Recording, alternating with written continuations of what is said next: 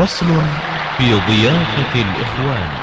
إذا الصديق طرقا من غير وعد سبقا فقدمن ما حضر، فليس في البر خطر ولا ترم تكلفا، خير الطعام ما كفى. واعلم بأن الألفة مسقطة للكلفة، وإن دعوت فاحتفل ولا تكن كمن بخل، وقم بحق الضيف في شتوة أو صيف.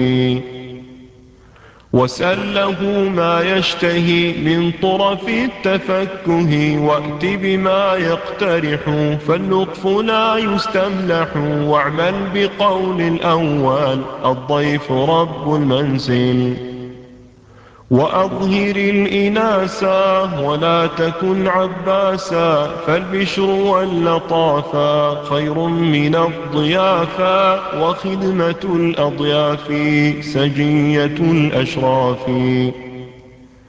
احرص على سرورهم بالبسط في حضورهم، لا تشك دهرا عندهم ولا تكدر ودهم، واحلم عن الخدام والعبد والغلام.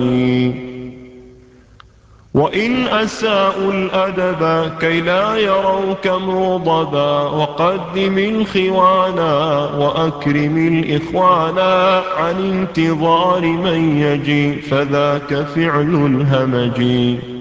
وقد رووا فيما ورد أعظم ما يمضي الجسد، مائدة ينتظر بأكلها من يحضر، آنسهم في الأكل فعل الكريم الجزل. وأطل الحديث ولا تكن حثيثا، فاللبث في الطعام من شيم الكرام، وشيع الأضياف إن طلبوا صرافا.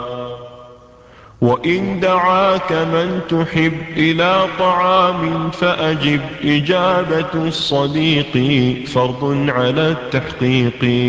فإن أجبت دعوته فلا تهيج جفوته، لا تزريا بصاحب أو أحد الأقارب، واجلس بحيث أجلسك وأنس به ما آنسك.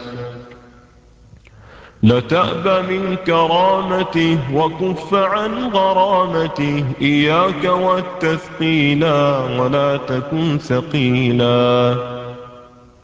لا تحتقر ما أحضر ولا تعد ما حضر، فالذم للطعام من عادة الطغام. لا تحتشم من أكل كفعل أهل الجهل، ما جيء بالطعام إلا للالتقام.